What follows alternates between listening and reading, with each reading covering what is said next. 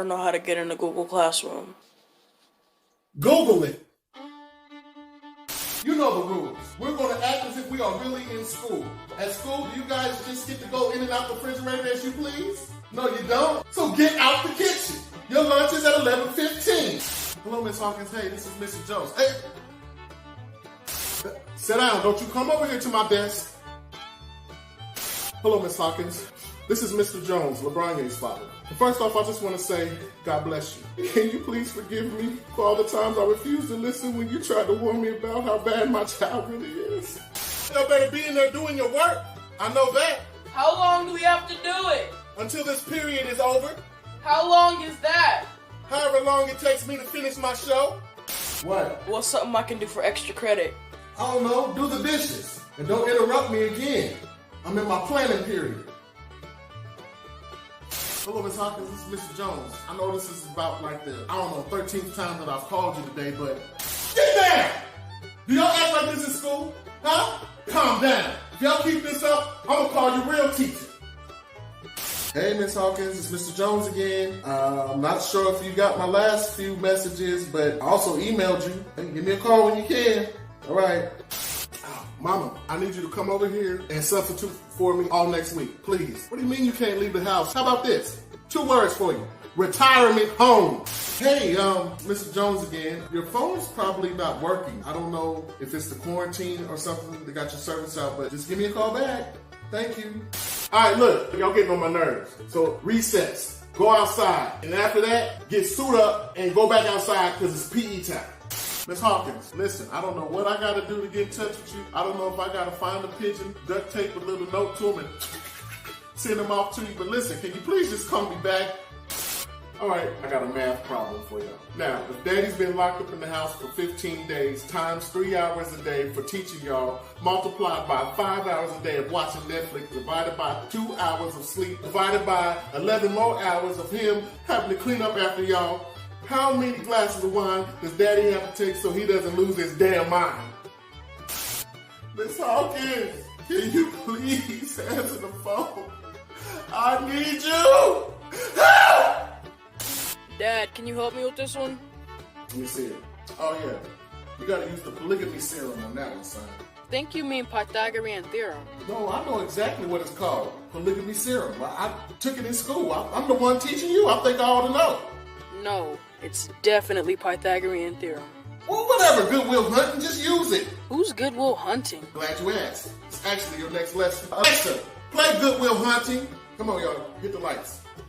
Hey, listen. This is the last time I'm gonna call, I promise you. I just need to know do you by chance have a key to the school? Because I need to just go there and drop some stuff off for the next 11 days.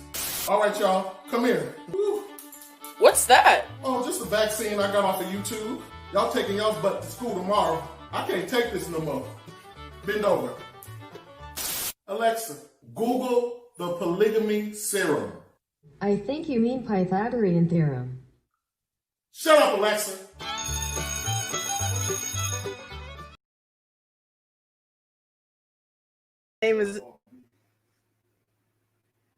Hello and welcome. My name is Adria Fox, the It Girl, and you're tuning in to Got School. This forum was created for parents like me and you and the guy in the video, right?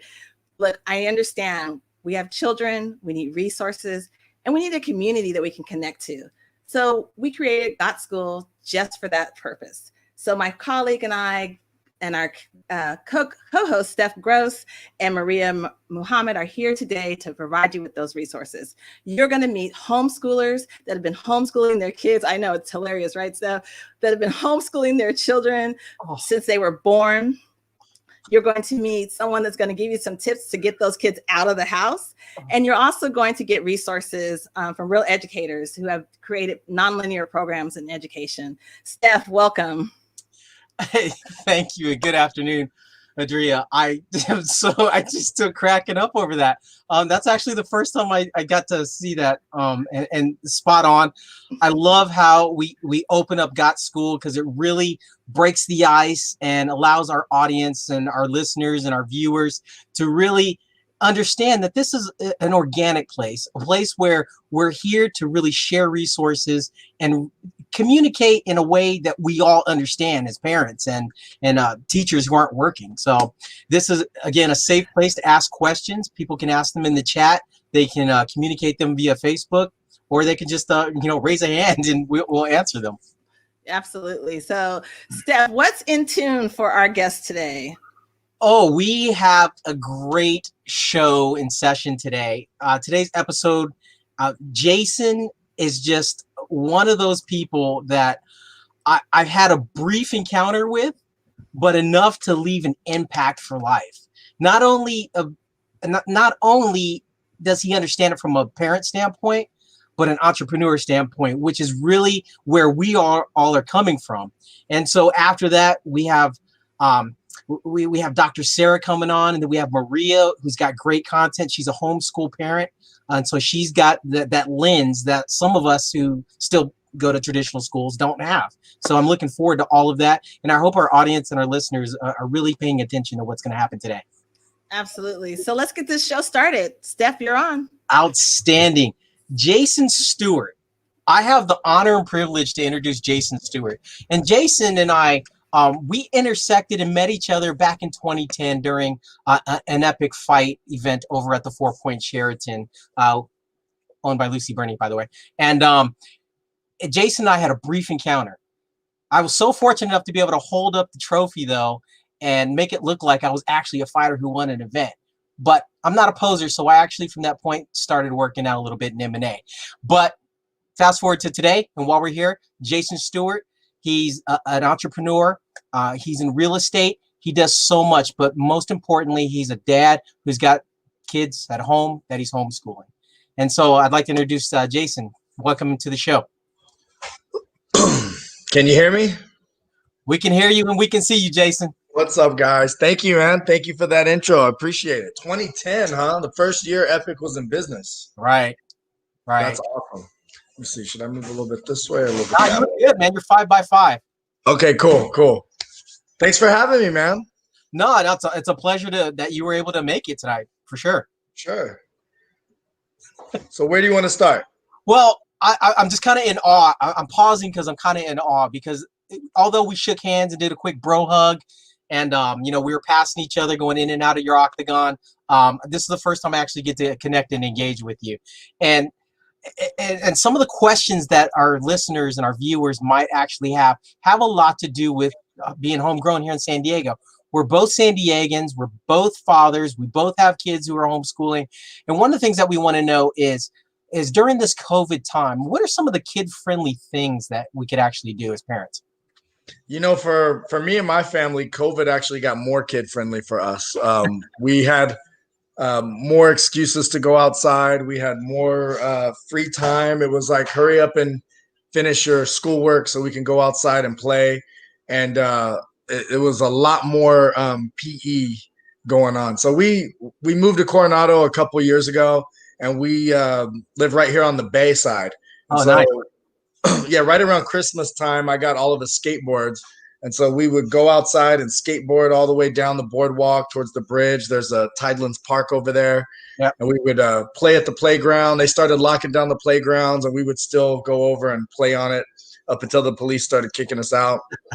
And then we would just bike more, and then we would bike and skateboard to the beach and body surf and stuff like that. So it was a fun time, and we were complaining at first about the whole quarantine thing, and then next thing you know, they started opening stuff back up. Right. And we got a little sad. It was like, man, we kind of had this place to ourselves, and it was our own little like secret paradise. Right.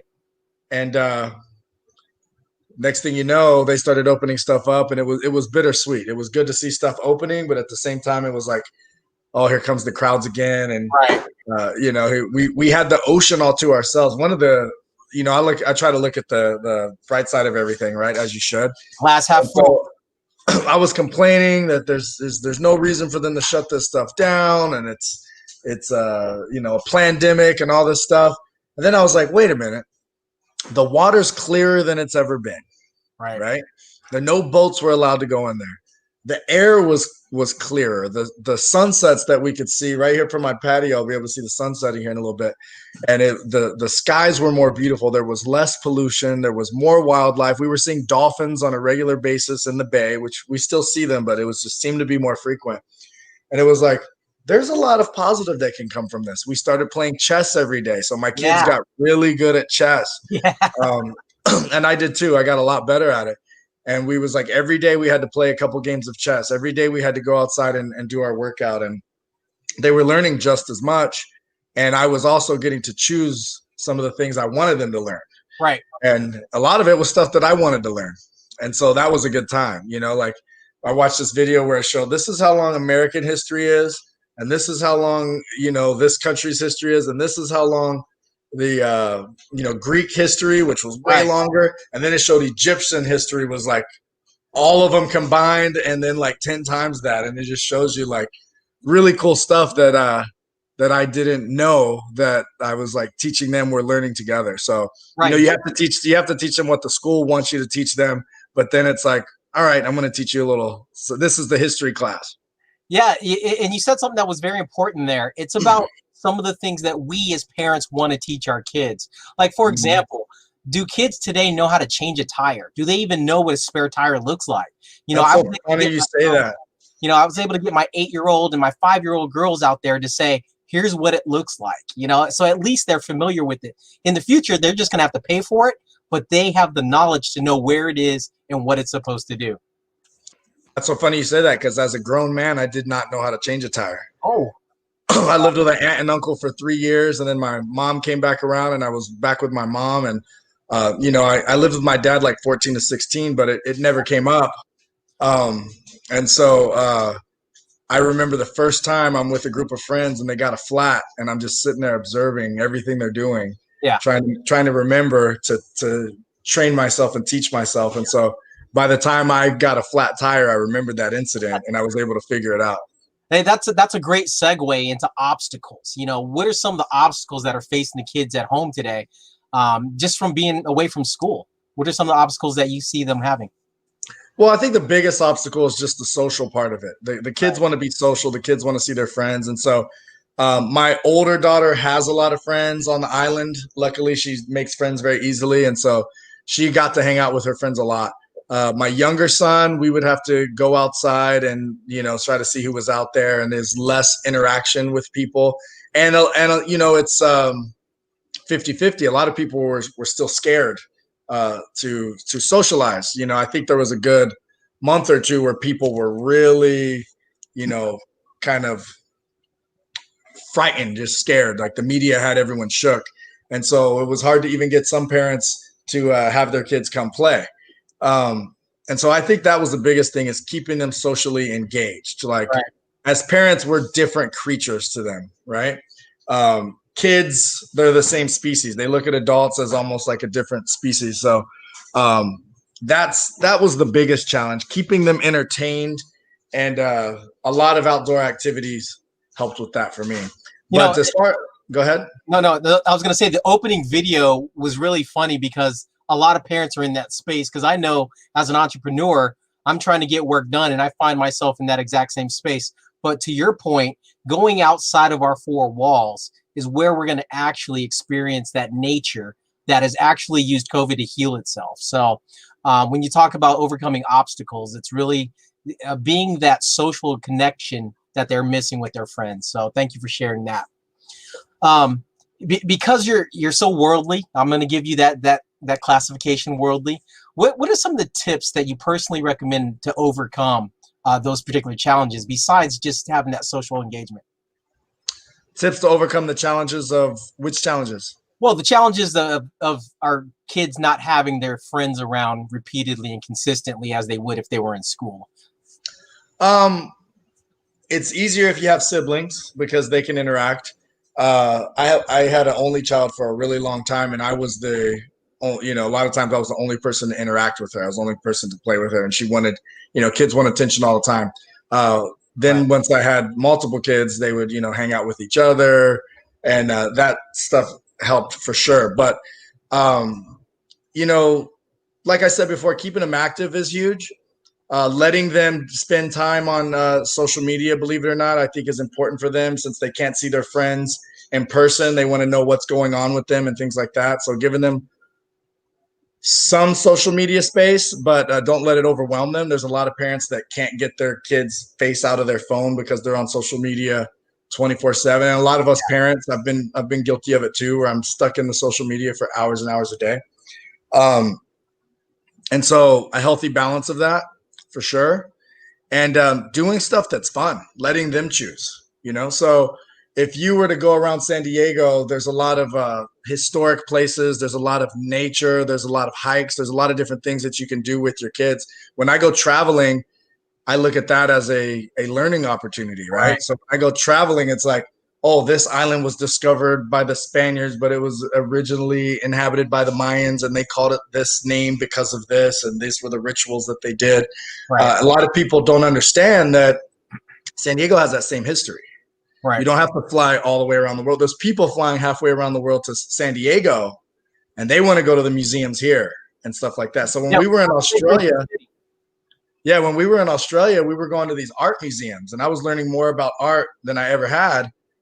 But then I remembered some of that I had learned at the art museums here at Balboa Park. Right. And so a good resource for your parents is, for the parents out there, is when the museums open back up, there's a every Tuesday, there's a free museum here at Balboa Park. It alternates every week. So, this museum will be free, and there's usually a long line, and a good investment is to just buy the annual passes, which is like a couple adults, a couple kids. And you pay for the whole year, and you can go unlimited. And they've got the space, the science, the automobile, the history, the natural history, Museum of Man. And so the kids enjoy it. There's a lot of activities there for them to do. You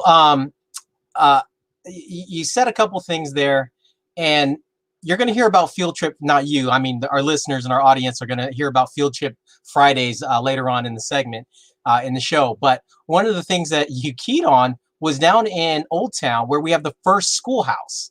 And that in of itself, because we're talking about distance learning, we're talking about school, we're talking about homeschooling.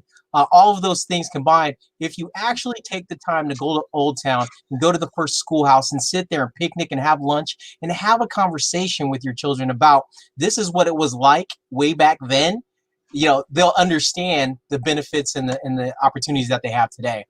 I just want to wrap up our segment. You really, as an entrepreneur, and again, as a dad, you said something in your bio that's not only resonates with me personally, but any entrepreneur, stay-at-home entrepreneur, parent. If you don't have passion for your business, if you don't believe in yourself, if your product or service and you don't believe in those, you'll find it very, very hard to succeed. And I want to kind of get a quick glimpse from you on what that statement means and why you came up with it. Well, it's something that I learned in early on in the entrepreneur transition. I was self-employed, which is very entrepreneur-ish, right? So I was a fitness trainer. And as a fitness trainer, it's like you have to go get your own clients. You have to sell yourself. You have to go and close deals, basically. And then you have to satisfy those clients for them to return. Same thing in the real estate business, which was considered self-employed. But it's very entrepreneurial. And so I was very passionate about the fitness training.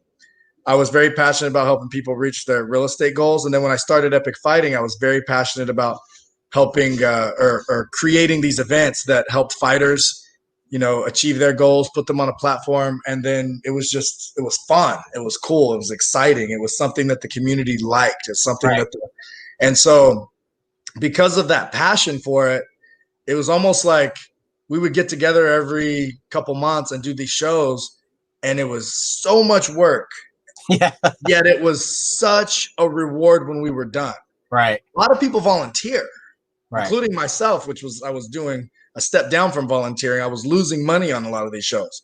But the satisfaction that we had from filling that crowd up, feeling the energy, the fighters being on the platform, the fighters being able to fight in front of 1,000 or 2,000 people, it felt so good that if I were to sit down with any business person, they'd think I was out of my mind, because it's like, wait, you lost money on that and you're going to do it again?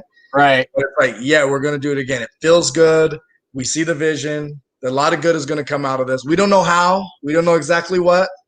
but you can feel it. You can feel it when you're in that zone. And so most people start businesses because they think it sounds like a good idea, or they think it might make money or be profitable. Right. And those people are going to quit 99% of the time, because you're going to come across a point, a page in that first chapter, to where you're like, it doesn't make sense to flip the other page. It doesn't make sense to go any further.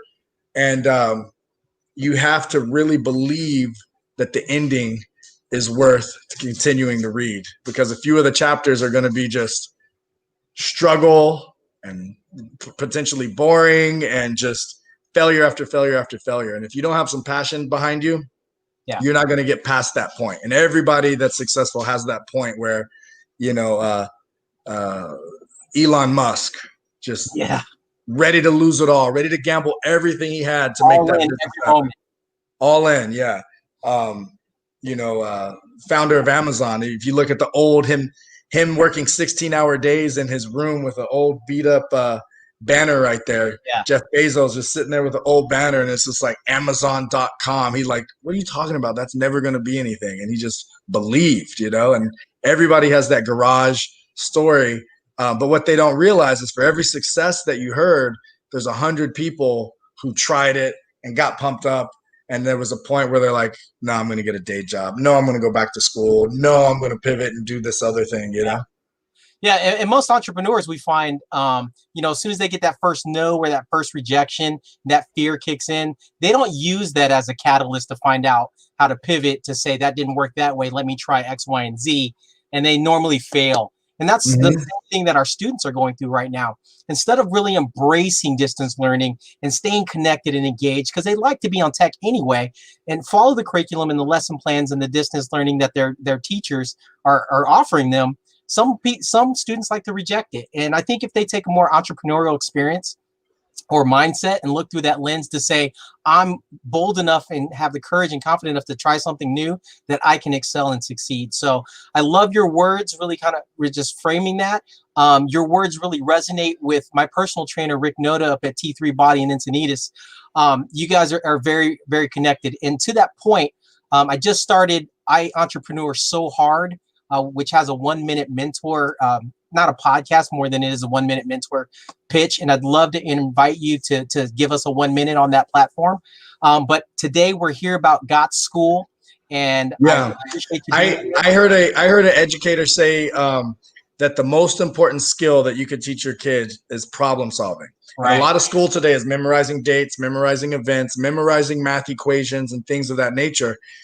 Yet there isn't as much problem solving as should be, that is required if you want to be functioning, adding value, especially if you're an entrepreneur, but even adding value as an employee. And so many people that come to me with college educations, and they'll work for me in one of my businesses, or they'll intern, and they're just like, what do I do next? What's the, and I'm like, well, this is the goal, make that happen. And they're like, okay, but how? And my answer is usually, I don't know. I'm just going to figure it out the same way you are. I'm just going to go on Google. I'm just going to go on the internet. I'm just going to read whatever book it takes to figure it out. I'm no smarter than you. Right. The difference is I'm used to finding solutions to problems, and they're not. And that's why they're sitting there like, oh, I don't know. Well, in school, they just said, do A through F, and I would do A through F. They wouldn't say, get to Z and figure out how. And putting your kids in situations where you're not doing everything for them, where you're letting them figure it out themselves, where you're putting them in front of obstacles, teaching them how to play chess, teaching them things that really get that part of the brain going, is huge. And once they have a few wins, they're more inclined to take on more and more challenges. But it's scary to take on those challenges when you haven't had those few wins under your belt. Absolutely. And I applaud you for teaching chess, because I believe learning chess early on in my life through the Cub Scouts, it was really a foundational brick to help me understand critical thinking and problem solving and really working towards solutions. So I want to thank you for that.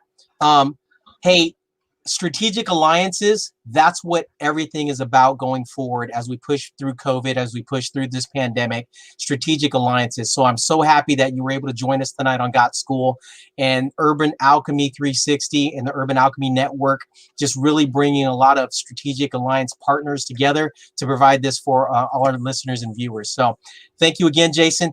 I'd like to invite you to stick around. We're going to bring you back in later on after the show to close it down, so we can hear Sure. some more of your website and pitch, and just get to know a little bit more about you personally and how we can find out information to contact you. Thank you. Absolutely. Adria, back to you. Mike was muted. Thank you, Jason, for being here. Jason, Thank you for having me. Well, one of the things I really love about you is when you know something's going to be fun and good, you always say yes. So, Yeah, so let's do this again. absolutely. All right. Thank you. Bye-bye. Well, you heard it there from Jason Stewart, our guest here. Parents getting out, digging in, and actually doing some great things with your kids. I think I'm going to play chess next. Last time I tried to play chess with my kids, I bombed. So I guess I'm going to get the books out and learn how to do that. So coming up next, we have a video to share with you, and then we're going to get into our next session. Hi, oh my, mute your mics. Mute your mics. Hi, guys. Hi. So excited to see you. Hi. Oh, yeah, you have a dog. Yeah, she's so cute. Aw. Hi, puppy. Oh, you have a dog. Well, don't be careful with your, wow, you have a cat. Aw. Everyone has pets to show. Awesome. You have a lizard. You have a snake. Nope. Out. Jordan, do you want to try and maybe like turn your camera up so that I'm not looking up your nose? No. You don't, this is kind of like my office. You don't need to see the rest of my house. Oh, you don't have to ask if you can go to the bathroom. You can just go. It's your house. But wash your hands. No, don't bring your computer into the bathroom. No one needs to see that. No. All right. Happy Wednesday. It's Thursday? Wow. Sorry, the days are kind of blended together here. Yes, I do see you have your pajamas on today. Cool. Oh, you have pajamas on too. Yeah, they're SpongeBob. Ooh, yeah, rainbow unicorn pajamas. Wow, everyone's yelling what their pajamas are. Okay, awesome. All right, I have a huge announcement. I'm so excited to share. Oh, you can't? Okay, well, my headphones are plugged in. You can't hear me, so hello? Hello? Hello? Hello? Hello? Hello? Can you hear me? Can you hear me now? All right, so everybody sees this right here. What we're gonna do is, oh, it's backwards? Okay, so let's try it like this. Is that better? So that assignment is gonna be on Google. Your mom has a question? No. You don't need to take me to your mom. It's no, we're in the, okay. Hi, Mrs. Clark. Yeah, do you think that we could talk later? Guys, we're not taking our time to talk about Minecraft right now. No, I do not play Minecraft. So no, on the Minecraft, let's talk about it later. Let's focus. No to Pokemon too. We're not talking about Pokemon right now. Right, hey, so Jess. Can you, I'm literally teaching a class right now. Oh my, whoa! Hi guys, sorry about that. Yeah, no, this is my fancy office when everyone else is being so loud in my house. Talk about fractions during, who is listening to Post Malone? So like, is that necessary? Ow. So just apply what we've been talking about for the last 30 minutes or so and put that work. Oh, you just logged in, so you didn't hear any of that lesson there. Awesome. Okay, so I'll just go over that again. Yep. Wow, you guys are all talking at the same time. It's like we're actually in our classroom. I miss you guys.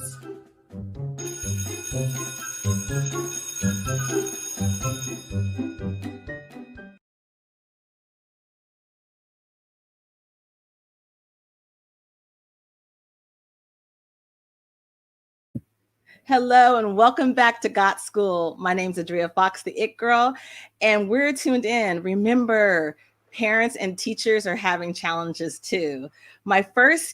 Our next guest is a dear friend of mine. Her name is Dr. SARA Larson. She is the co-founder of Miracle Makers Academy, who I'm also a member of. And she's been teaching her kids since they were born. She has 2 children. And Dr. Sarah is going to come on and talk to us about how to create a community and some useful resources for parents during this homeschooling time. Next, we'll also have with us on this panel, we'll have Maria Muhammad, who's also a really good friend of mine. Maria's also homeschooled her children since day one. She is homeschooling currently. Her child started last week, and she's the co-founder of I Am Green. Welcome, ladies. Yay! I'm so excited to be here. Oh, how beautiful. Thank you guys for joining us. Hello, Dr. Sarah. Hello, Maria. Hello. So you ladies are homeschool experts. You are my go-to for this moment. And I'm so honored to have you here to help our parents that have never done this before get some useful tips and some resources, and more importantly, have a community that they can tap into, right? We are in a moment that is going to be challenging. And as you can see in the video, the teachers are going, this is new to me too. So I have a few questions, and they're real simple. So let's get started. The first question is we'll start with Dr. Sarah. Dr. Sarah, if parents need outside help and want some strategies, what do you recommend they use, and what work throughs do you have for them? So it's so beautiful. There's an old poem that talks about a village raising our kids. It takes a village to raise our kids, and it's so important for you to know and believe and trust that you can create that village right where you are. If you're going through a struggle, if there are challenges, so are your neighbors, so are the people in the school that your kids might have gone to before. And so that first part is knowing that you're going through this and there's places to look. And I think it's really important to have a mindset for yourself and for your kids that really creates that they're not victims. We're not victims to a system of education or not being allowed to go places, that this is really a victory of sorts, so that they can relax into a feeling that there's nothing missing. And creating those resources close to you sometimes begins with like a Google search, and I'm going to share my screen really, really quickly here so that you have resources to be able to see. Let's see if I can hit share. Here we go, distance learning. If you go to Dr. Sarah Larson, there is a lot of resources here for creating a plan. And anytime you meet kids in your neighborhood or neighbors, awesome. Generating that praise, personality, persistence, purpose, kind of instilling that, oh my gosh, we're going to get through this together. Our neighborhood rocks. And what we're working on, a great personalized to your community approach, creating the village around you. And I would go as far as reaching out to the school that's closest to you for suggestions. I wonder if you can see me or hear me. Did we lose each other? Definitely. No, we're here. And so, Dr. Sarah, the next question, with that, if you could put that link in the chat, then we'll share that with everybody. Oh, yep. I'll do it. Beautiful. Mm-hmm. And then the same question for you, Maria. Again, we're in this challenging time right now, and parents need outside help. So what I heard Dr. Sarah share with us is you have those people already in your circle. So tapping into that resource, I didn't even think about that. I probably have neighbors right here that can answer some questions that I might have and create this whole community. What knowledge, what do you want to share with us, Maria, with regard to that? I agree. Absolutely. I think a lot of times we have to always step back and identify what our resources are. And in homeschooling, it's no different. And so I sit outside and my neighbors walk by, and that's where our classroom is. And so I'm free. They ask me questions, they smile, and I'm open so they know that they can ask me. So we're each other's greatest resource. Just like the doctor said, with our village. Our village and our collective has all the answers to all the questions we may have. So just social media, there are a lot of homeschool groups on social media. You have Black moms who homeschool. You have San Diego Homeschool. Another great resource is the meetups, because you have Mocha Mamas on meetups and things like that, where we get together with our children and things like that. So social media has been a godsend to make the world a whole lot smaller.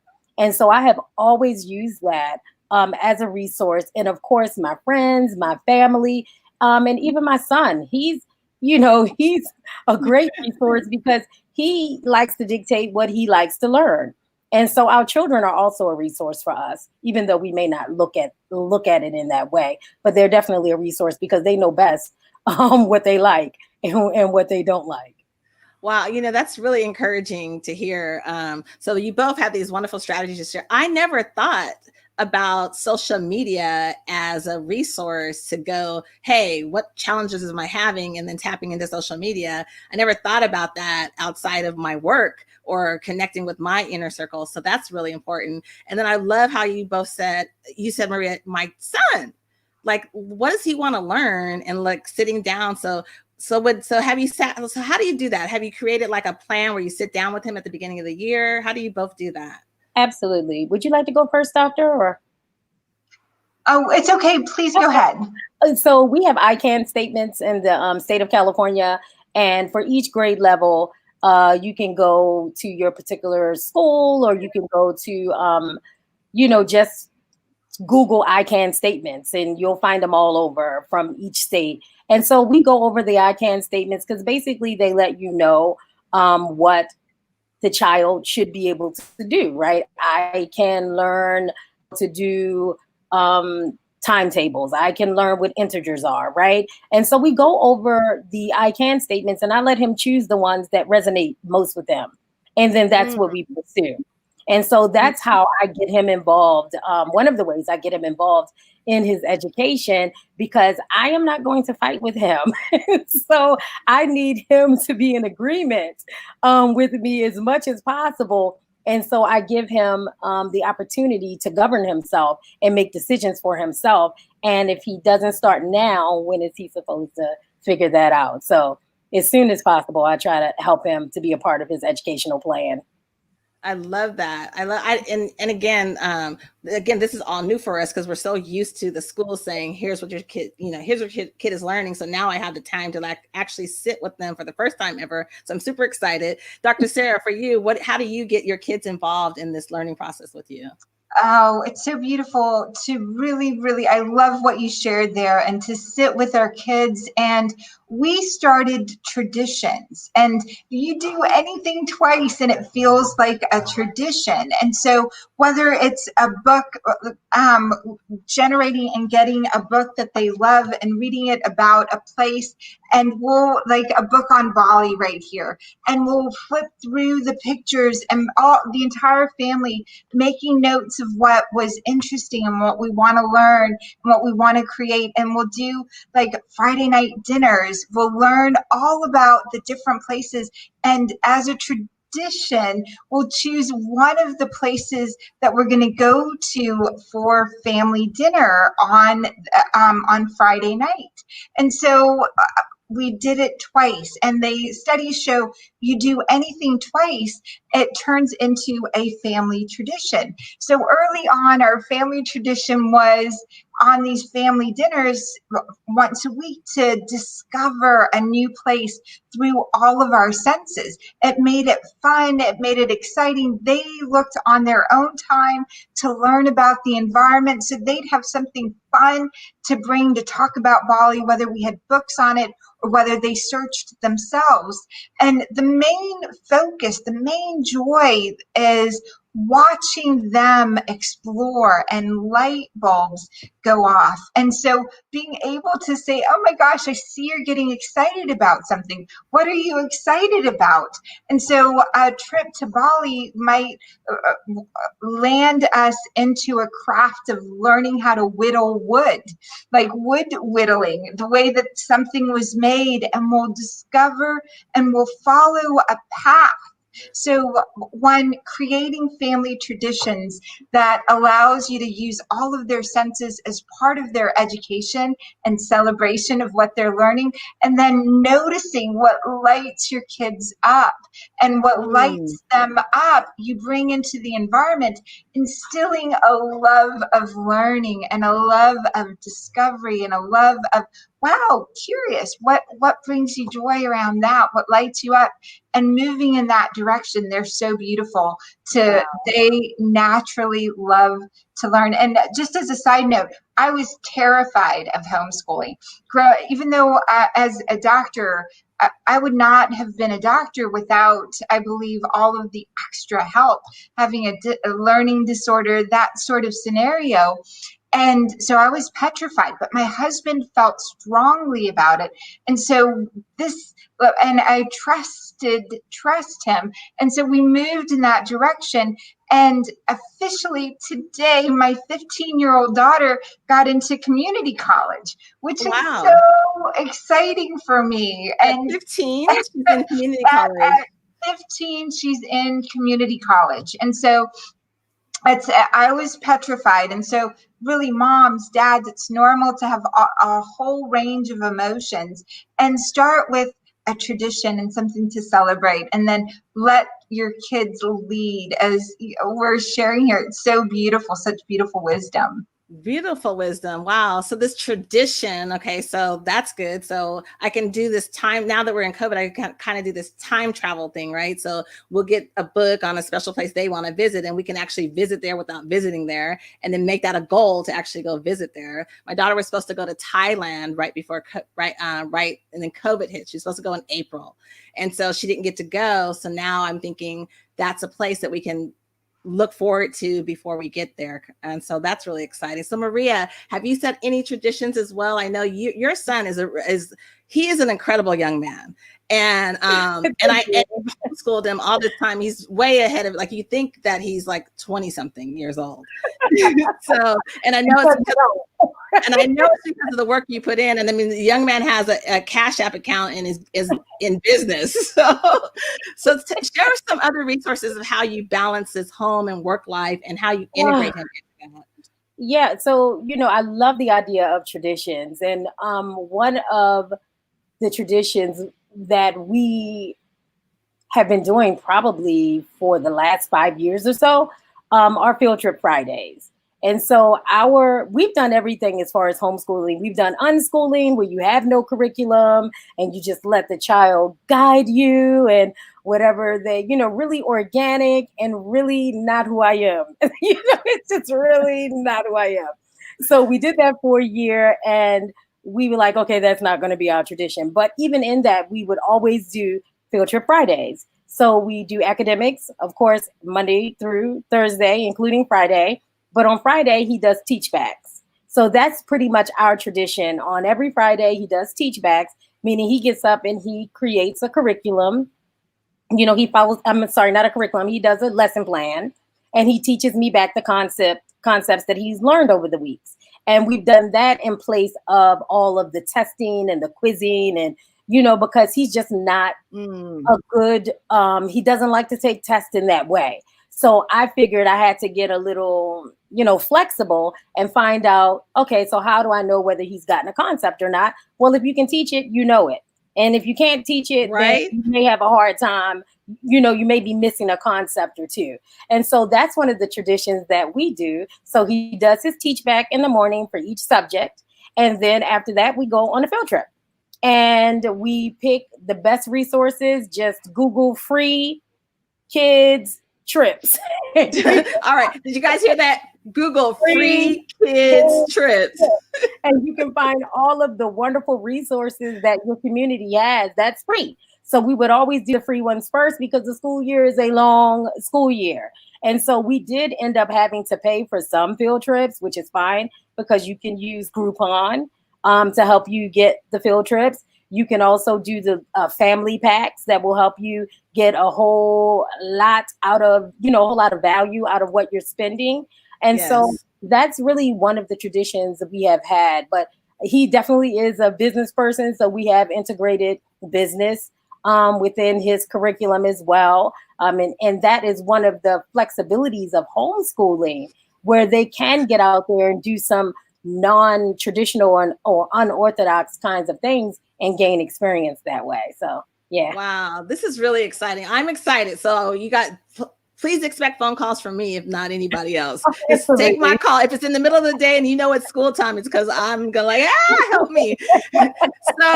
So one of the things and this is the question is for both of you, but one of the things that I just heard Dr. Sarah say, so her daughter's 15 and she's already going to junior college.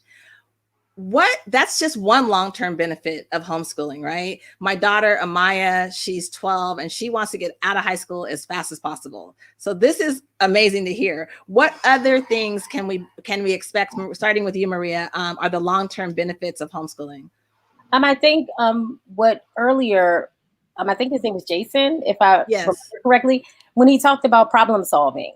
That is one of the biggest things that I think, because he's around, he's kind of, he goes out and he does taekwondo and things like that, of course, before we were sequestered, but he would have to figure out some things because I didn't always want to just tell him the answer. And so I would leave it, or I would give him hypotheticals and things like that. So I think that one-on-one time and that bonding time and him being able to think his way out of things is one of the main benefits, because you have more time when you homeschool.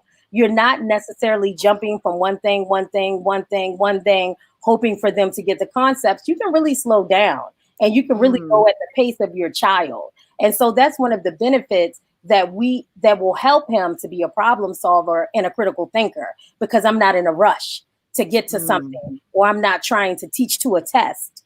And so I'm able to really go as slow as he needs to go so that he can grasp the concept, so he can use his own brain and not really be in competition with anyone but himself. And that I love. And congratulations, doctor, with your daughter going to community college, because that is definitely the track that we're on, because he's just like your daughter, Adria. He wants to get out of high school as soon as he gets in there because he wants to run his business and he wants to, move on with his life. So amazing. I'm doing all I can to make sure that happens.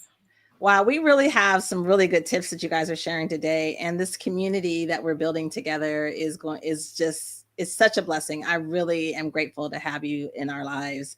So Dr. Sarah, besides this, you're 15-year-old in junior college now, what other long-term things do you see? I love the critical thinking, by the way, Maria. I think that is probably one of the number one things. And I'm adapting myself to do that more and make them think it out. And I stop giving them the answers. Like, no, what do you think? Well, you got a phone just like I do. Google it. We were in a hurry a lot, right? So we didn't really have time to think things through a lot. But now that the world has slowed down and we're finding that we have the time to really, no, I'm going to let you figure this out because we have the time now. We're not going anywhere. So absolutely. Yes, absolutely. Same question for you, Dr. Sarah. Oh gosh, can you repeat the question? I just want to make sure I'm answering the right one. Absolutely. What do you believe the long-term benefits are for homeschooling? Oh, the world our children are inheriting, right? The long-term benefits are, we have no idea what challenges they're going to have, and problem solving and truly connecting and knowing how to meet your neighbors, connect and Google and find all of the resources that are available to you. Also, really knowing what you want. When you're a homeschooler, you're not put into a system or a program. You're really learning to master your own environment. And that's such a long-term skill to have. All of your emotions, all of the things that you are working out, you're not allowed to work out in school, right? All of those skills you have to work out as a homeschooler so that those challenges no longer come up. You've mastered those as a homeschooler. So that's one of my favorite benefits. The other, which Maria hit on, you no longer have the travel time. Daily traveling here, traveling there to school, back and forth. And so you can utilize that time for something that really lights you all up in a beautiful way. And then the third part is really getting, you want your kids to be as empowered as possible, rather than obedient, empowered, right? Strong, independent, I can do it children. And they get to see you as humans, and you get to see them as humans, and they get to model. Science shows mirror neurons. Your kids are going to model what you do. And so my kids have made me a much better person altogether, because I know they're watching. I know the science behind it. The second I got pregnant, I was like, this is the thing I want to be the best at, being a mom, of all the things that I've accomplished. And truly, we get to do that now. At home, all of us homeschooling, it is a challenge, but we get to master ourselves and be the example of the change, and being strong, independent, I can do it woman, or strong, independent, supportive, masculine energy. Wow, that's what our kids get, that those skills they get to bring into the world, and they get to really know there's no perfection. Everything's a little bit messy. And, yes. And resilience through through the family, that resilience coming in. Wow. Yes. Resiliency is really key, especially in the time that we're in. And I think a lot of parents are getting ourselves ready for that. So I'm going to pay attention to the time, and thank you ladies so much for being here. We're going to invite all of our guests back in, Steph and Jason, so we can all be here together. Welcome back, gentlemen. Thank you so much. Thank you. Thank you. Thank you. So in light of the time, I want to make sure, because each of you are each doing such amazing things in the world. And I want people to know that beyond the fact that you're parents, and beyond the fact that, you want to co-create this space for Got School, I'm going to start with you, Jason. What are you up to these days, and how can the people reach out to you? What am I up to these days? Well, we are still traveling. We are still going on planes. We are still doing all the stuff that we don't know we're supposed to be afraid to do, because we don't watch the news or pay attention to the media as much as the average person. And so we just got back from a Tulum trip. We did a road trip before that. And we are looking forward to doing more and more adventures like this. And my goal in the last 3 years, so people say, man, I wish I could travel like you. I was there, and I went about 10 years of having this badge of honor of just working so hard that I was too busy to do the stuff that a lot of people did. I'm not an employee, so I don't get paid vacation. I don't get weekends off. I work long hours every day, and it was a badge of honor for me. And then I reframed my mindset, and I said, all this work to provide for my kids, and I'm not taking them traveling, and me priding myself in being a good parent, what's missing from the childhood is the traveling. And so I said, okay, let me reframe this. I can get away. I can hire an assistant to help me when I'm gone. I do have this little miracle worker right here that can do emails and text from any other country just as effective as it could do it from here. And then I went from, I'm an extremist, as you know, Adria. I went from vacation for 10 years to, we went to 6 places in Asia in 12 days. Came back, went on another vacation in Hawaii. Came back, went on another vacation in Bahamas. Went on another one in Costa Rica. Went on another one in Australia. And it's just been going. So I'm trying to take my kids to see as much as possible. So that's really my big passion right now, is to go as many places as we can. And we don't usually stay at the luxury resorts. We stay at the local areas with the local people. We go to local grocery stores. We're counting money and their money. We're doing the transition. How much does this equate in dollars? They're learning their math that way. It's pesos to dollars. It's this type of money to this type of money. Well, Jason, I want to say you are frugal. And so I want to put a challenge now that you said that, because we're supposed to go swimming with the whale sharks. Yes. So we're doing that. Yeah, we actually did that in. Oh, you did? You finally did it? Yeah, we did it off of Isla Mujeres, which is this island off of Cancun, and we are dying to go again. So you set it up, and we will go. It was one of the most beautiful experiences we've ever had. Absolutely. Absolutely. Yeah. And so during these times, what I love about Jason, so you guys know, he's a budgeter. So when he does stuff, he can teach us how to do it on a budget. So we're going swimming with the whale sharks. So Dr. SARA, you're up next. What are you up to in the world and how can people find you? I love formulating community. My heart is in building community. And so we've got Miracle Makers Academy, which is a community of dedicated people transforming the world with little or no ecological offense. It's a world that works for everyone. And so I'm so passionate about Miracle Makers Academy. Within it, we've got all kinds of resources for you to, from meditation to developing the soft skills to developing the hard skills that will allow you to be a great contribution to the community that you're part of in the physical world that you're in. So you dive in on our weekly meetings or monthly and sometimes even daily gatherings, and you get the resources that you need, and you build community local. So many miracle makers connect with each other in their local environment. And so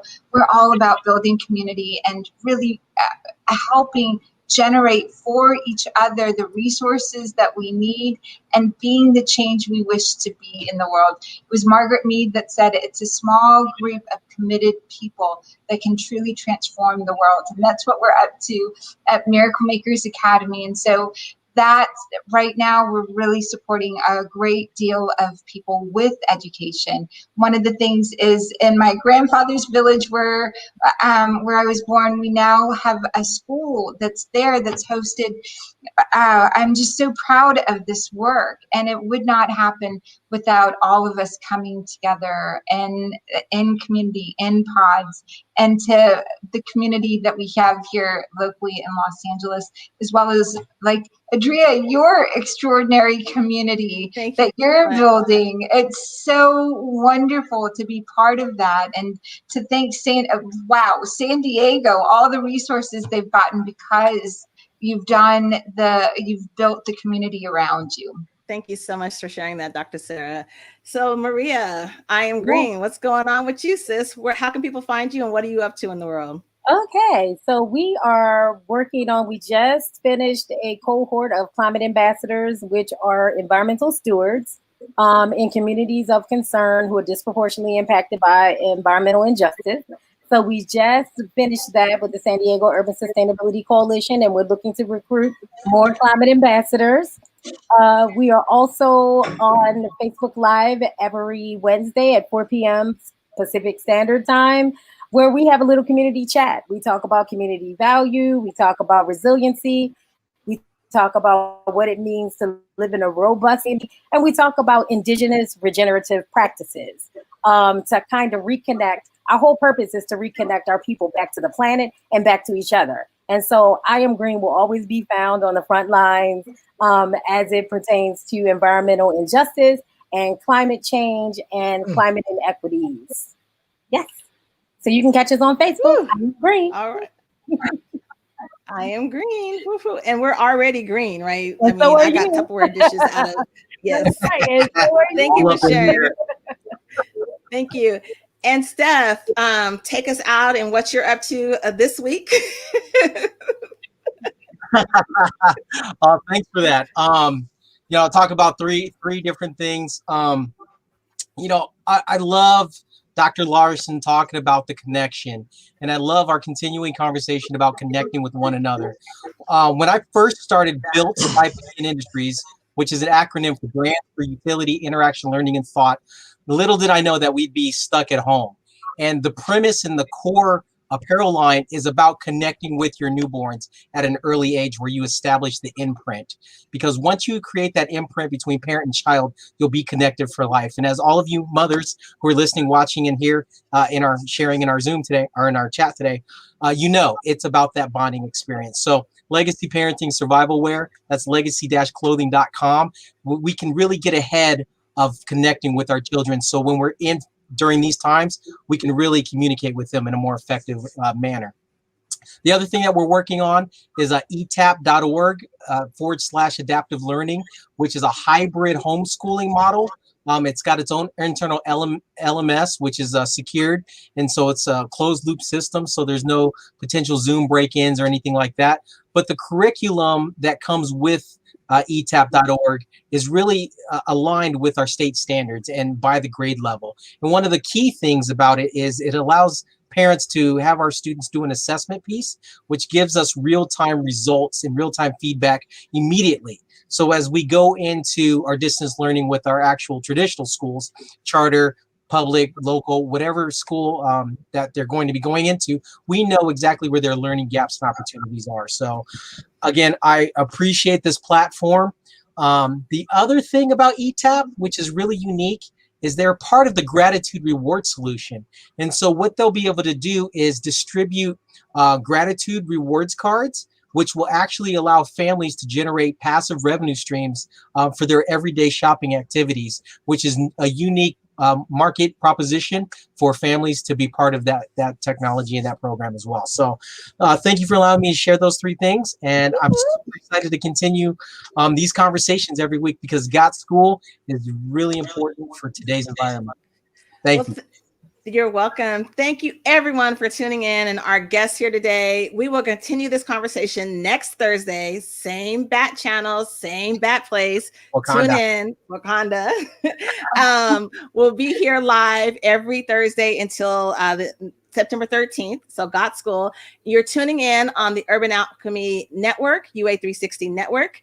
We thank you for being here. Thank you to all of our sponsors who support us in this endeavor.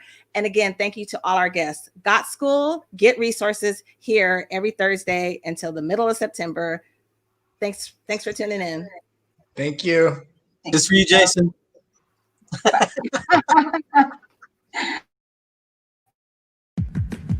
Dismissed from drama school with a note that read, "Wasting her time. She's too shy to put her best foot forward." Turned down by the Decca recording company who said, "We don't like their sound and guitar music is on the way out." A failed soldier, farmer, and real estate agent. At 38 years old, he went to work for his father as a handyman. Cut from the high school basketball team, he went home, locked himself in his room, and cried.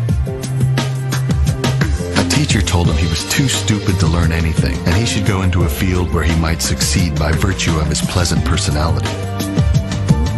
Fired from a newspaper because he lacked imagination and had no original ideas. His fiancée died, he failed in business twice, he had a nervous breakdown, and he was defeated in 8 elections. If you've never failed, you've never lived.